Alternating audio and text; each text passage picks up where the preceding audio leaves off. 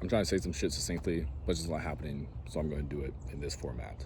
I've been thinking a lot about myself, and even in that, it can become very self-centered if you're always constantly trying to figure out who you want to be and who you're trying to be. It can take you away from your ability to experience what life is presenting to you. And for me personally, I don't want to become so hyper fixated on who I want to be that I stop just being. And to go off of that, I remember in a Tao study one time we were talking about how the prophet is mortal, and we need to remember that all these religious figures that we hold in our minds, all these deities and whatnot, are still just human. They're still byproducts of our mind. We witness the world, and on the base level, we need an explanation as to why things happen. So we create these stories as to why they are happening, and the creation of that story itself slips us into some alternate reality where that is a possibility, where that does exist. And for a while there, I get very existential about trying to find the clearest path. But right now, I understand that we are some light fracture going into a prism and then getting refracted out. And that is all of us as individuals. We can share a very similar light, but we do it in our own way. Being able to witness that and appreciate that and just take it all in is the whole purpose of life. Life is not meant to please you. Life is not meant to be nice and easy. It is a tumultuous mess that we constantly live through for the duration of our lives. We have periods of peace and then periods of strife. And that in and of itself is the balance of the world. Because if we did have balance, we would have nothing, honestly. If we had goodness all across the board, maybe it would be balanced in some way, but then nothing would exist. We need two contrasting things for anything to actually be. And that is just kind of fucked up. That is the way I see the world working, but the ways in which humans take it is deplorable, man. It's so fucking tough out here. And we all have this stress balled up in our minds. We're born to this time period of collapse, of witnessing the utmost ability of greed that humans can enact, and just trying to figure out what the fuck to do throughout all it. And there's a lot of different ways I can take. I think with me, I try to do as best as I can, but I can't always do good for everybody, and nor should I do good for everybody, because you gotta have standards. You gotta let people know when they piss you off. You gotta let people know when they're hurting you. If I'm not articulating how I'm feeling, I can't expect you to understand or read my mind. And on another level, people always move how they want to move, and we can't expect people to act how we act, especially if we're doing something for them. We can't expect it to be returned to us. Otherwise, we'll just be disappointed and hurt, which, once again, is part of the process. But if we are trying to lessen the suffering, we have to recognize that, in my own opinion. Because on one hand, the world's going to kill me no matter what. I see a multitude of birds all around me, and they are doing the exact same shit I'm doing. They're just living. They're trying to find food. They're trying to live a life that they want to live. And we just don't recognize that. We see so much of it as pests and everything. We put our own self-interest above the world and then get pissed off when we aren't able to succeed in that. But my life is not more important than another person's life. My life is not more important than all these plants' lives. I only exist because they exist. They only exist because I exist as well. It's a beautiful symbiosis that we just neglect.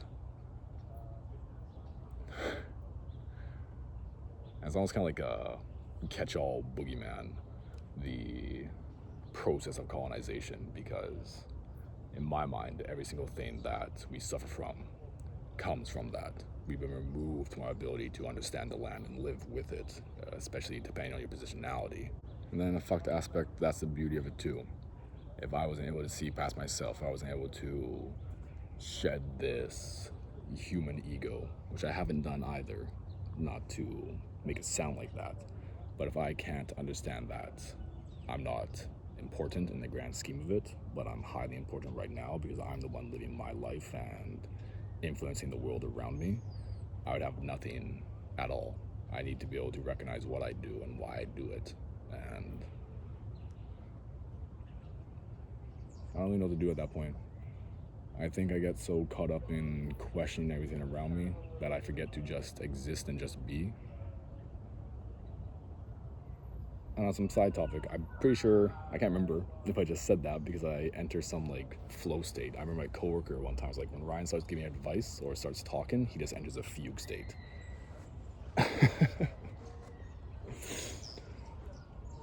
which is why I chose this format to begin with too, because it allows me to be a bit more free in what I talk about and what I want to say.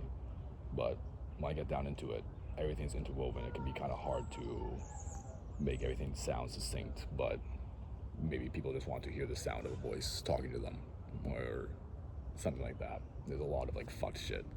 In terms of posting stuff on the internet, I started thinking about like parasocial relationships, but that is so vapid. That is extremely fucking vapid. I see all the wildfire smoke around me. The sun is beaming against me. I feel good, but definitely probably getting some form of skin cancer right now. And shit, man, whatever. I'm gonna die no matter what I do. All I can do is try to have joy in the process of it. But there's a lot of this baseline sorrow that comes with that, because I think of all the people who aren't there's a big ass bug, who aren't able to live in that way. And even that gets messy, because I think about that statue of the I'm not even sure how to articulate it, but I know it's attributed to Buddhism. I remember I felt it before too one time, where it's just somebody feeling this sorrow so much that they just curl up into a ball and want to die, and they can't even move at all because the pain and grief they feel. Like, pain is inevitable, but misery is a choice. And that can become very victim blamey too if we start thinking like that. I think a lot of the teachings I've studied point to how pain is a byproduct of the mind, but we need to recognize that we are in 2026 as I am recording this, and there's a lot of needless fucking suffering. There is so much political strife, drama all over the globe that impacts everybody, and we are either looking at it directly and trying to do what we can about it, or we're being completely closed-minded to it and just choosing our lives.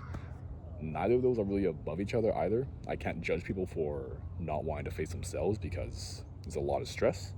But if we don't do that, and I guess I can judge it, because I'm choosing to recognize it for myself in just my own ways, that we need to be able to move just in some process of opening our minds. We can't save everybody. Not everybody wants to be fucking saved, and we don't even know how to save each other because we all have our own definitions as how the world should be. But we need to be able to bring ourselves in open and authentic ways in order to actually even see anything. It's kind of the trick of when you're hearing information, especially information that you don't agree with, that you can still listen to it and see what arises inside of you. You have to be allowing yourself to be changed and have an open mind, but also understanding that you don't need to subscribe to what other people say. I remember one time my friend was like, Ryan's so fucking smart, but he'll hear something that somebody says about him and just take it without questioning. And I can do that. I think having that realization has helped me move past that, but sometimes we're too close to ourselves that we can't even see who we are. So it's nice to be able to hear yourself back from those around you, because then you actually understand how you're moving. But you need to be brave enough to tell people how they impact you. I'm constantly learning how to do that. That's been a big lesson for me this year, is this understanding of the necessity of conflict for myself. I can always see the conflict around me, but to look at how I cause the conflict and what comes from the conflict is kind of new to me, quite honestly.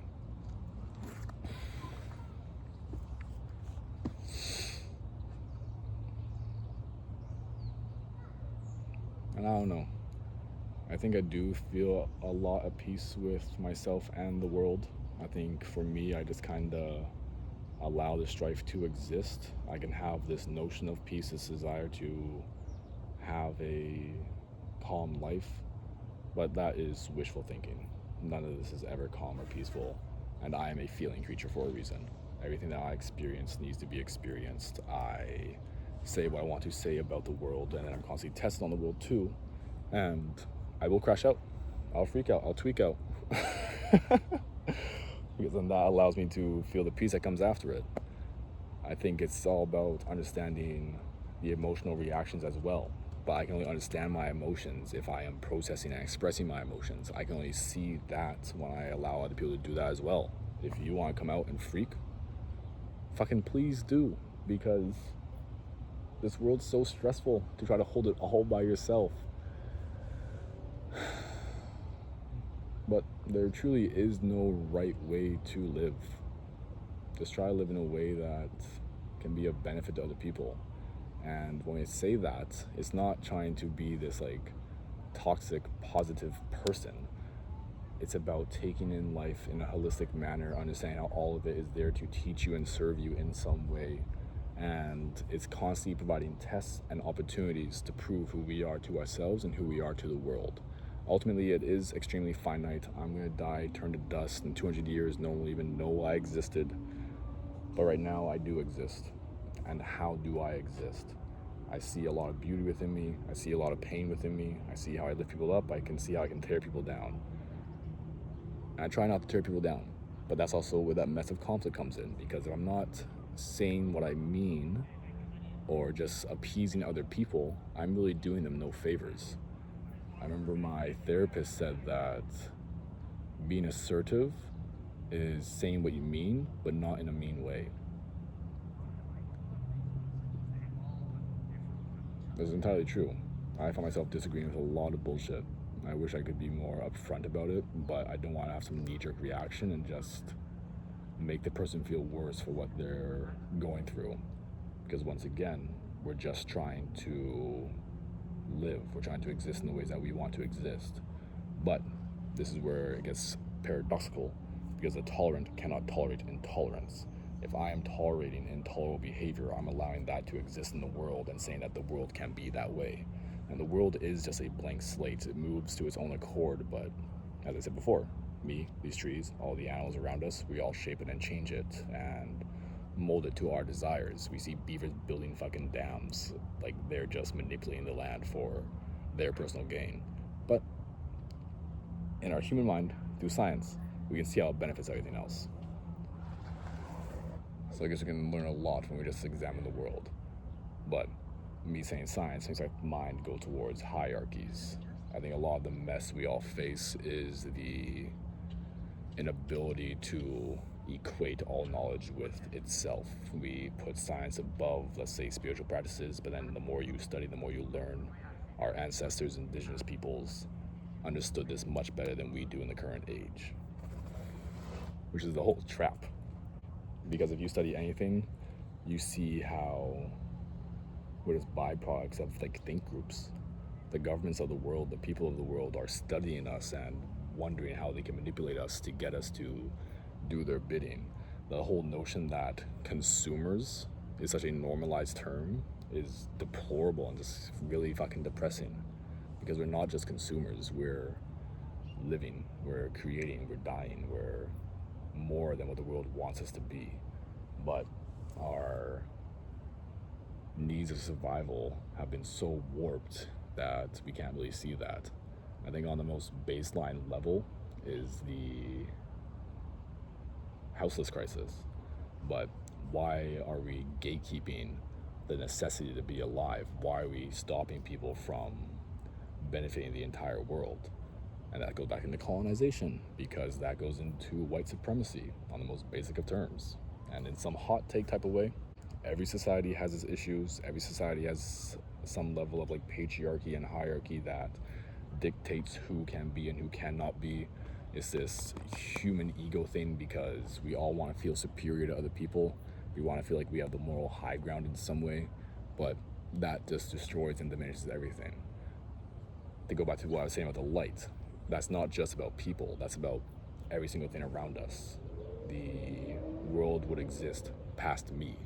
I will exist past what else exists around me. So I gotta take a second with that, actually. And I feel a bit of a mental block right now, because I'm trying to explore this but also understand it in the same time. But I can't fully ever understand something. As soon as I think I do understand something, I've lost it, because all of this is constantly changing form, taking new forms, and just not even knowing what it is. It's just the process of experiencing what it can be. But those stories, those identities that we hold create our realities. And we do that collectively, we do it to each other. But you have to be able to recognize that this is just some blank slate. I'm just some energy put into a meat body, and I chose to do what I do with it. And to go back to ego is a very powerful tool. I do need to understand what I'm representing in the world, but also understanding that all of it's really superfluous. I think we can take a bit of an anthropological approach here because all of this around me is just symbols. It's the ideas of the world that I'm then projecting my mind onto. And when I do that, I instantly create my own reality, my own story. But it's also this big flower of life Venn diagram. Everything's interconnected, interwoven, slightly different, slightly the same. But we are not. But we are not important, I think is what I'm trying to get at.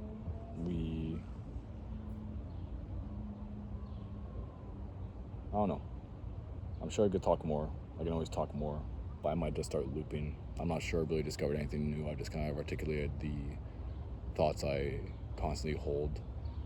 If I am to reflect on my life recently and what I have learned, it's just to be open, to be honest, to accept everything as it is. I remember this angel number 000, which is calling for you to look at something for what it is, not what it could be. But I think when we do look at something for what it is, we naturally see what it can be. And that's very beautiful or very detrimental, based on how you want to control and move through the world. I guess maybe this is like just some like thought meditation, allowing my mind to just flow, because it's been 17 fucking minutes, but it's felt like 5.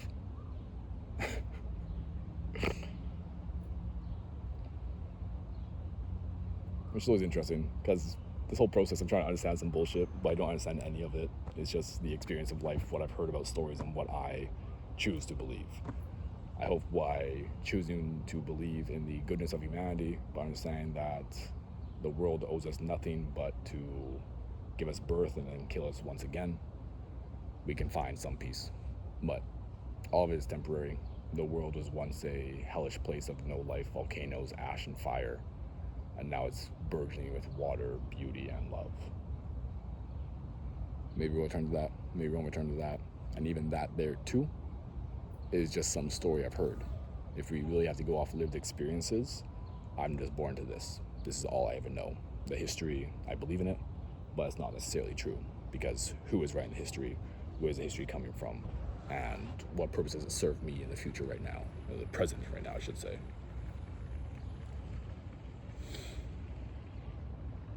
I could like dive deeper, I guess. I started thinking about a very influential book for me, The Truth About Stories, a Native Narrative by Thomas Kean.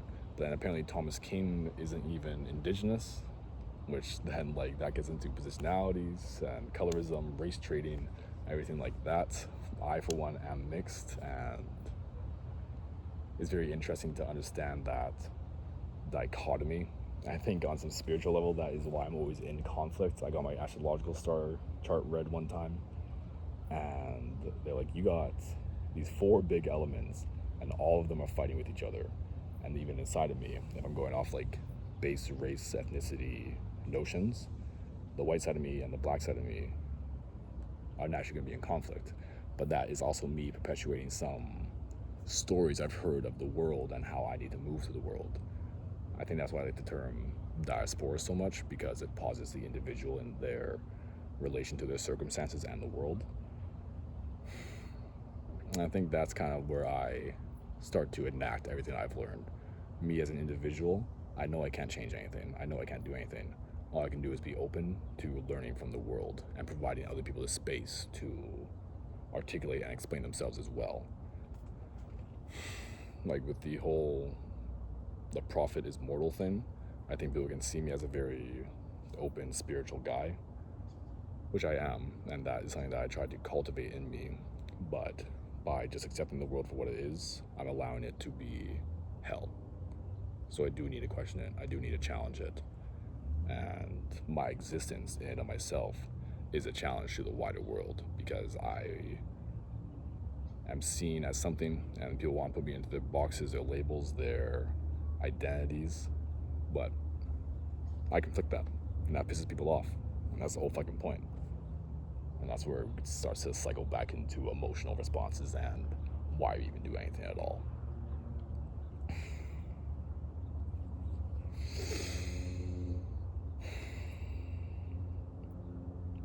But on a base level, try to have some peace, try to have some love, but that looks different for everybody. You're not going to do it perfectly, but you can try. C'est la vie.